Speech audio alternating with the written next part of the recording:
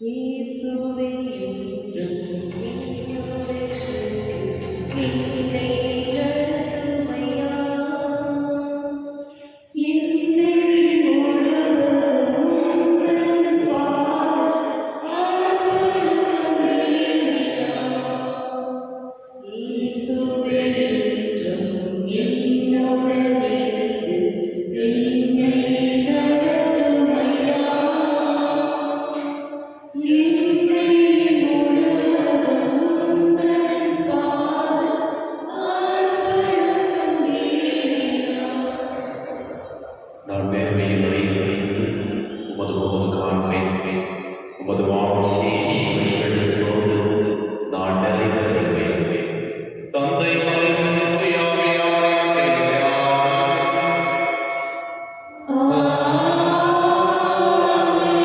ஆண்டவராகிய இயேசு கிறிஸ்துவின் கடவுளின் தூய ஆவியாரின் கரம் உங்கள் அனைவரோடும் இருப்பதாக.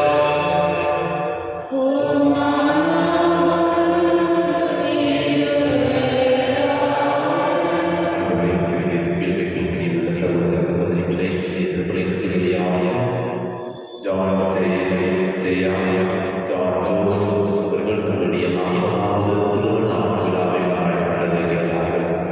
கடந்த 40 வருடங்களாக நன்றியாக தொடர்ந்து அவர்களை ஆசீர்வதிக்க வேண்டும் என்ற ஆர்வத்துடைய செயலாக ஜெபிப்போம். அதே வேளையில் பபீதா, கார்த்திக் இவர்கள் தன்னுடைய 4வது திருமண விழாவை கொண்டாடி கொண்டிருக்கின்றார்கள். இவர்களுக்கு இறைவனுடைய ஆசீர்வாதத்தை நம்மை மீது வேண்டும் என்ற ஆர்வத்துடைய செயலாக ஜெபிப்போம். அதே வேளையில் சிந்தியா தன்னுடைய தலைவராக கொண்டிருக்கின்றார்கள். இவர்களுக்கு உள்ள சிந்தனை வேண்டும் ஆர்வத்துடைய செயலாக ஜெபிப்போம். அதனுடைய இணைந்து அகஸ்டீனஸ் சாந்தம் மேன்மையுடைய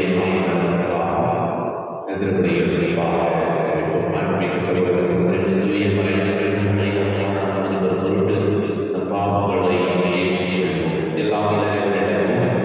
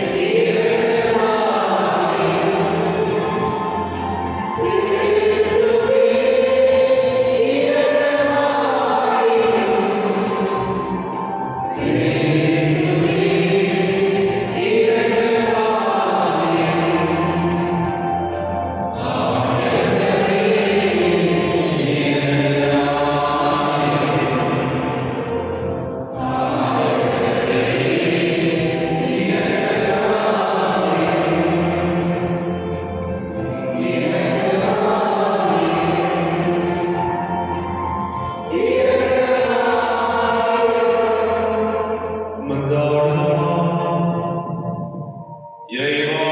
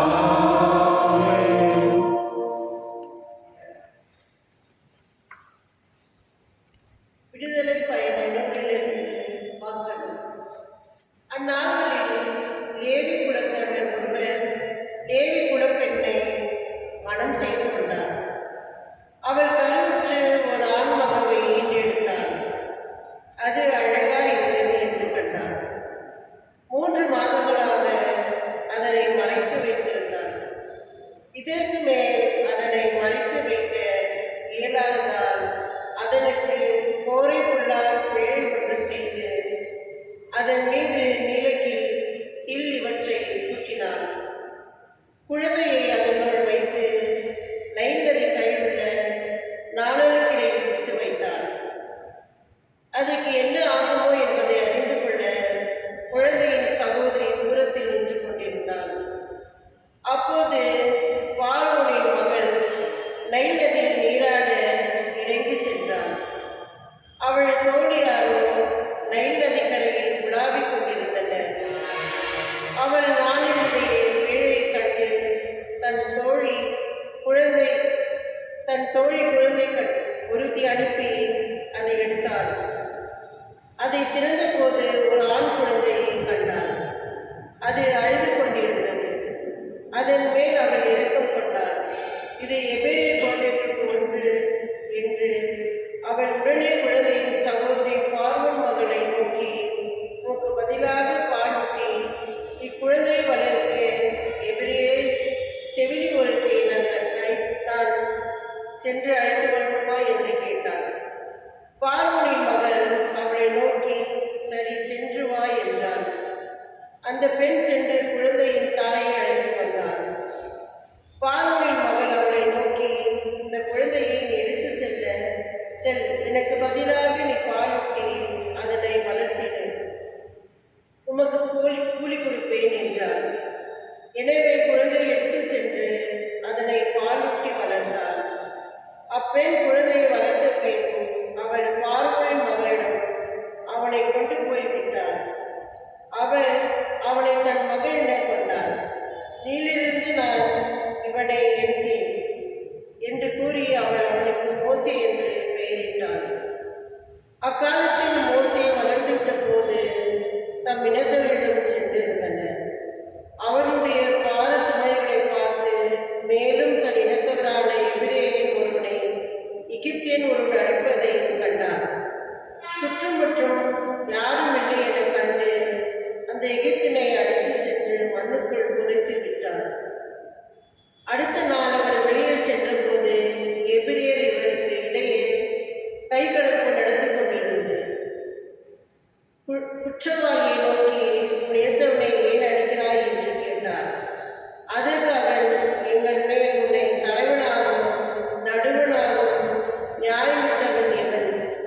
எகிப்தியனை கொன்ற போல் என்னையும் கொள்ளவான் இப்படி பேசுகிறாய் என்று சொன்னான். இதனால் மோசே அச்சமுற்றார். நடந்தது தெரிந்துவிட்டது உறுதியே என்று சொல்லிக் கொண்டார். இச்செய்தியை பார்வோன் கேள்விட்ட போது மோசேயை கொள்ள தேடினான். எனவே மோசே பார்வோனிடமிருந்து தப்பியோடி மிதியான் நாட்டில் குடியிருக்க வேண்டியதாயிற்று. ஆண்டவரின் அருள்வாக்கு. இறைவாக்கு நன்றி. பல்லவி 11. கடவுளை நாடி தேடுவோரே, உங்கள் உள்ள மூக்கமடைவதாக. கடவுளை நாடி தேடுவோரே, உங்கள் உள்ள மூக்கமடைவதாக. அழகுமிகு நீர்த்திருளில் அமைந்திருக்கின்றேன், நிற்க இடமில்லை. நிலை கொள்ளாத நீருக்குள் ஆழ்ந்திருக்கிறேன், வெள்ளம் புரண்டு என் மீது புரண்டோடுகிறது. கடவுளை நாடி தேடுவோரே, உங்கள் உள்ள மூக்கமடைவதாக. ஆண்டவரே, நான் தக்க காலத்தில் உம்மை நோக்கி விண்ணப்பம் செய்கிறேன்.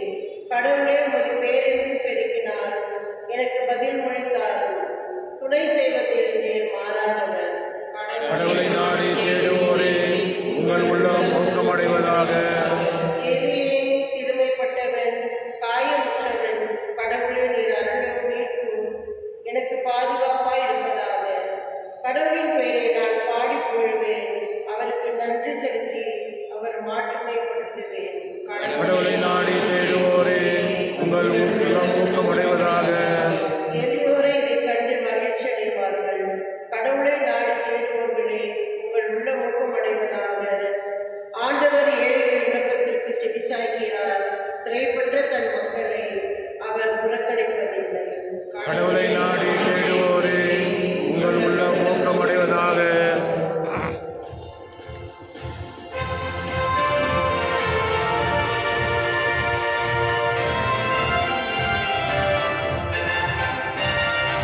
அல்லேலூயா அல்லேலூயா அல்லேலூயா அல்லேலூயா அல்லேலூயா அல்லேலூயா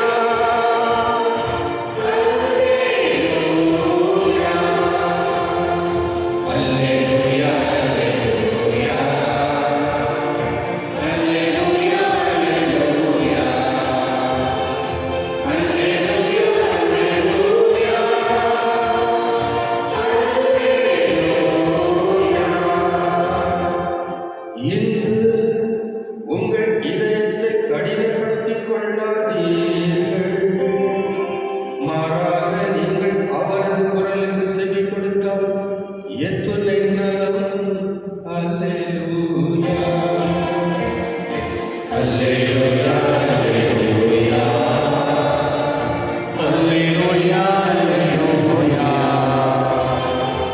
அல்லேலூயா அல்லேலூயா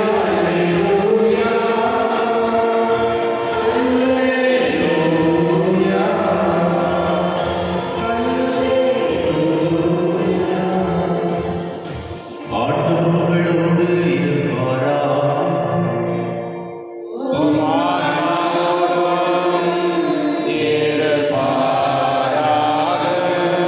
மத்தேயு எழுதிய நற்செய்தியிலிருந்து வாசகம்.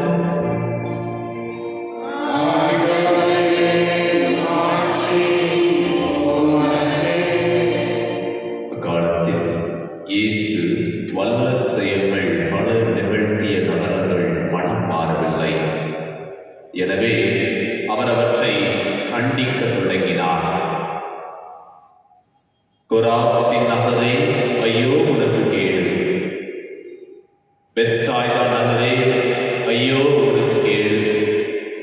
ஏனெனில் உங்களிடையே செய்யப்பட்ட வல்ல செயல்கள் தீர், சீதோன் நகரங்களில் செய்யப்பட்டிருந்தால் அங்குள்ள மக்கள் முன்பே சாக்கு உடை உடுத்தி சாம்பல் பூசி மனம் மாறியிருப்பார். தீர்ப்பு நாளில் தீருக்கும் சீதோனுக்கும் கிடைக்கும் தண்டனையை விட உங்களுக்கு கிடைக்கும் தண்டனை கடினமாகவே இருக்கும் என நான் உங்களுக்கு சொல்கிறேன். கப்பர்நாகுமே, நீ வானலாம் உயர்த்தப்படுவாயோ? இல்லை, பாதாளம் வரை தாழ்த்தப்படுவாய். ஏனெனில் உன்னிடம் செய்யப்பட்ட வல்ல செயல்கள் சோதோமில் செய்யப்பட்டிருந்தால் அது இன்று வரை நிலைத்திருக்குமே. தீர்ப்பு நாளில் சோதோமுக்கு கிடைக்கும் தண்டனையை விட உனக்கு கிடைக்கும் தண்டனை கடினமாகவே இருக்கும் என நான் உங்களுக்கு சொல்கிறேன் என்றார். ஆண்டவரின் அருள்வாக்கு.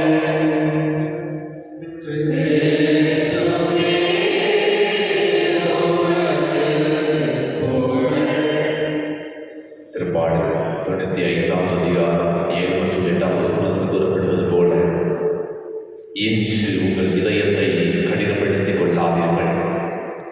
மாறாக நீங்கள் அவரது குரலுக்கு செவி கொடுத்தால் எத்துணை நலம்.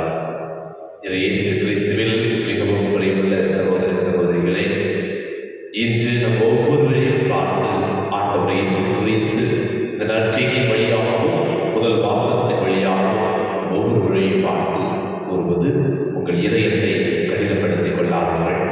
கடவுளுடைய வார்த்தையை கேட்டு அதற்கு செவி கொடுத்து அதன்படி வாழுங்கள் என்கின்ற செய்தியை ஒவ்வொருவருக்குமே கொடுக்கின்றார். இதை முதல் வாசகத்தை நாம் பார்க்கின்ற பொழுது இஸ்ரேல் மக்களை அல்லது எபிரேயர்களை இறைவன் காப்பதை பார்க்கின்றோம். மோசேயை இறைவன் ஒரு திட்டத்தின்படி நடத்த இருக்கின்றார். அந்த திட்டத்தின்படி மோசேயை இறைவன் காத்து வழி நடத்துவதை தான் இன்றைய முதல் வாசகம் தெளிவுபடுத்துகிறது. இன்றைய முதல் வாசகத்தின் இறுதியில் பார்க்கின்ற பொழுது ஒரு அழகான செய்தி கிடைக்கின்றது. மோசே முதலாவதாக தன்னுடைய இனத்தை ஒருவர் அடிக்கின்றார். அவருக்காக எதிர்த்து போராடுகின்ற பொழுது அடுத்த அந்த எகிப்தில் இருக்கின்ற ஒரு நபர் இறந்து விடுகின்றார். உயிருக்கு பயந்து அவரை கொன்று துளைத்து விடுகின்றார். அதே போல மறுநாள் அதே போல ஒரு நிகழ்வு நடக்கின்றது. தன்னுடைய இனத்தவர்கள் 2 பேர் தன்னுடைய இனத்தவர்கள் சண்டை போடுவதை பார்க்கின்றார்.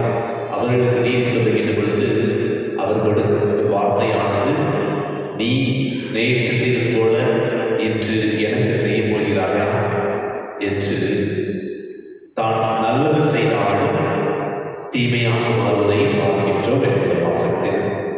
பல சமயம் பல நேரங்களில் நம்முடைய வாழ்க்கையிலும் அவ்வாறு நடைபெற்று தான் நடக்கின்றது.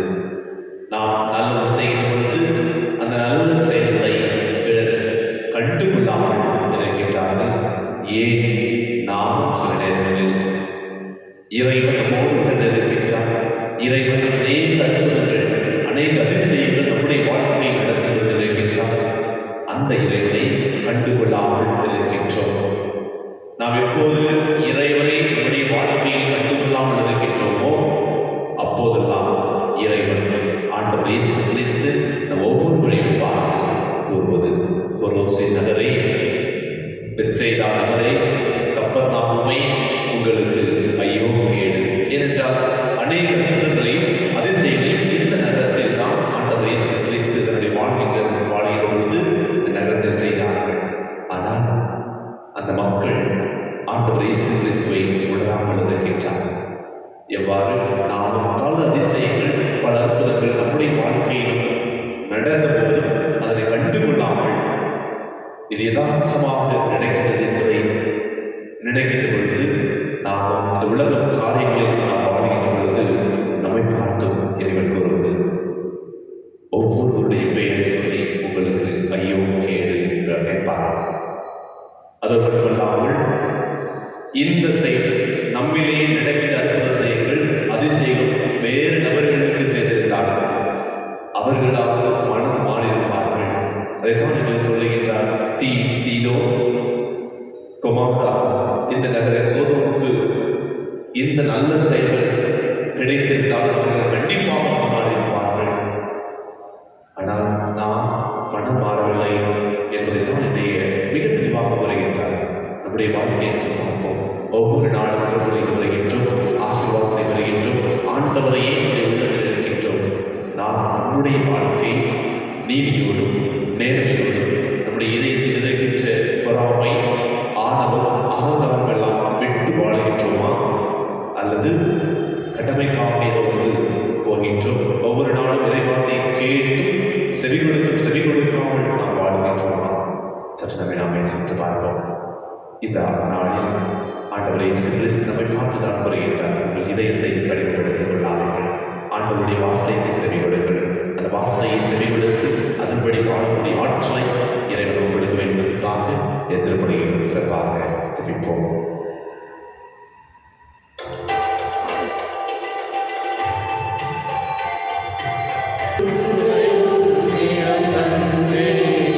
உன்னை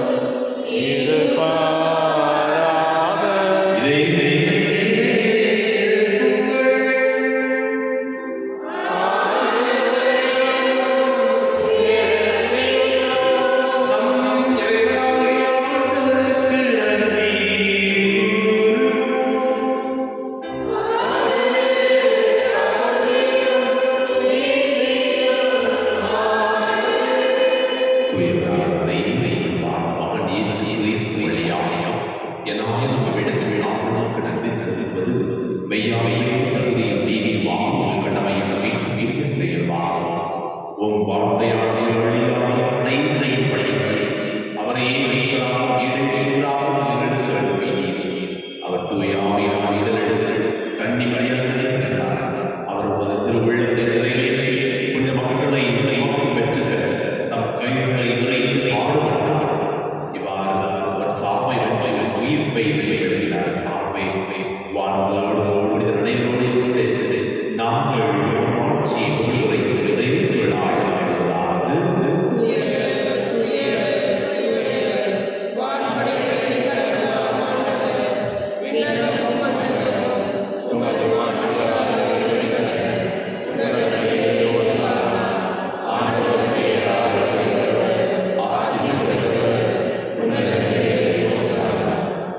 ஆண்டவரே, இறைவனாகிய தூயவர், தூய்மையாய் திருப்பூற்று.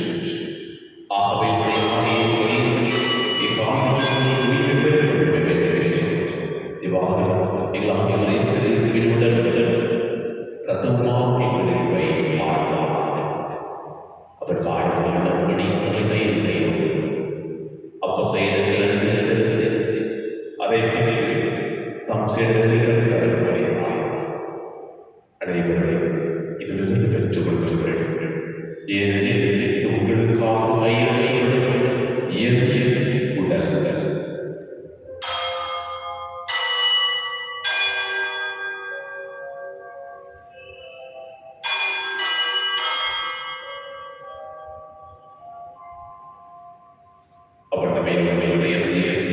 கிண்ணத்தை எழுதி வைத்து நன்றி கொண்டு தாம் சீடர்களை கழித்துவிடக்கூடியதாக அனைவரும் இதிலிருந்து பெற்று வருகிறார்கள். ஏனெனில் இது புதிய நிலையான உடன்படிக்கைகளின் ரத்தத்தின் கிண்ணம். இது பாவ மன்னிப்பு என்று உங்களுக்காக பலருக்காக சொல்லப்படும். இதை நினைவாக செய்யுங்கள்.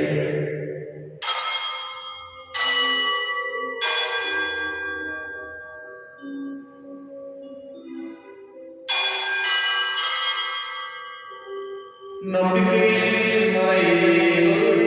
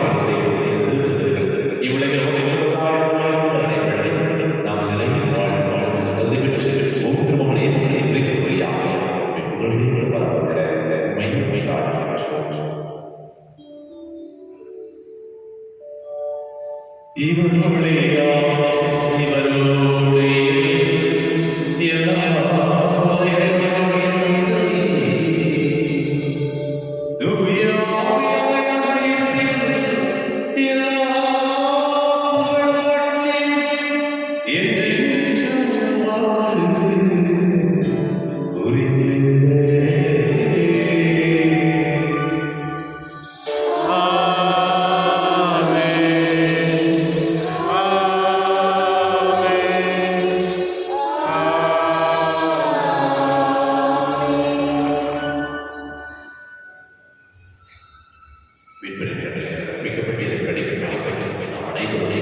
சொல்வோம்.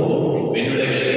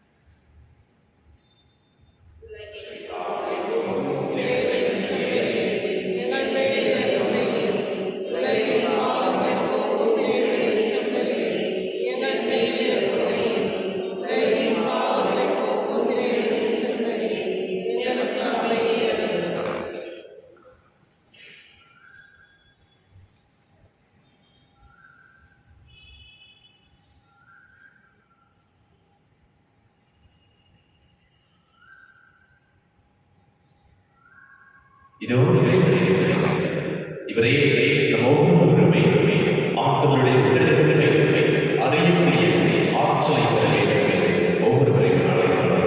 இதோ உலகின் பாவங்களை செம்மறியில் அழைக்க பெற்ற ஆண்டவரை பெற்றோர்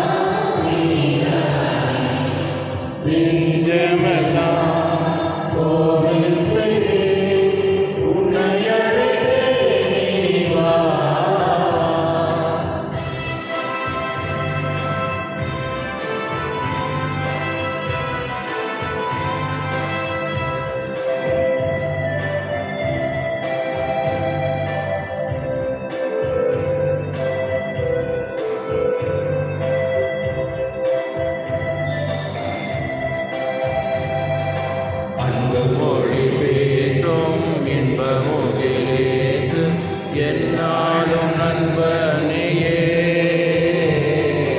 அன்பு மொழி பேசு இன்ப மொழி பேசு என்னாலும் நண்பனையே கண்ணின் மணி போல காத்திடுவோமே கண்ணின் மணி போல காத்திடுவோமே உன்னன்பு ஒன்றே நான் வேண்டினேன் நெஞ்சமெல்லாம்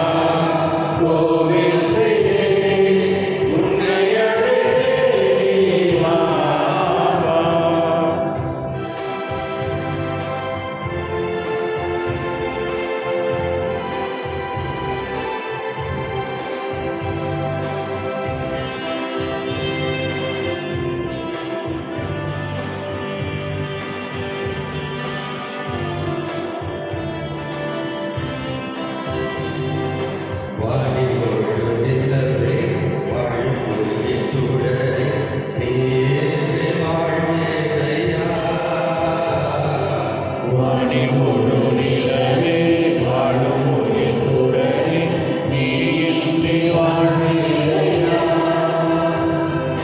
பாடி வரும் தென்றல் யாரின் மலரா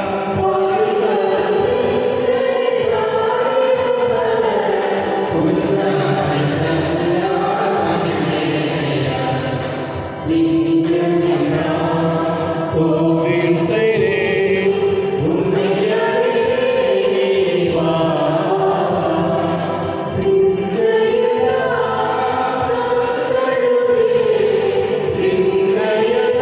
வந்தழுதே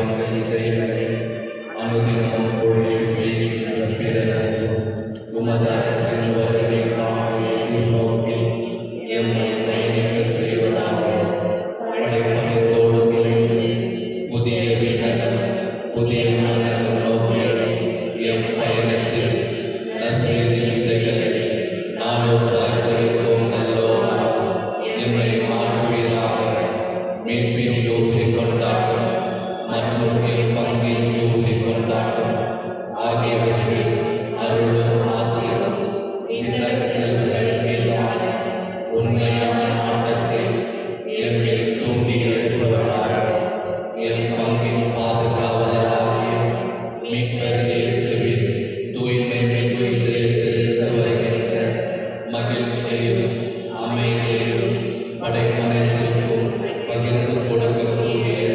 திருத்துதர்களாக என்னை மாற்றுவீராக. எல்லா மாட்சியும் புகழும் ஆராதனையும் உமக்கே உரித்தாகுக. ஆமென். எனது சபையை என் அன்பில் இணைந்திருப்பார் நான் அவரோடு இணைந்திருப்பேன் என்கிறார் ஆண்டவர். நன்றி கூறி மன்றாடுவோம். ஆண்டவரே, எங்களை விடைகளை ஏற்றுக்கொண்டனர். உம்மை வேண்டுகின்றோம். இவ்வாறு இம்முறை நிகழ்வுகளில் அடிக்கடி பங்கேற்பதாக அவற்றின் மீட்புகளை எங்கள் வல்ல செய்வீராக. எங்கள் ஆண்டவராகிய கிறிஸ்து வழியாக உம்மை மன்றாடுகின்றோம். ஆமென். ஆண்டவரோடு இருப்பாராக. உம் ஆன்மாவோடும் இருப்பாராக.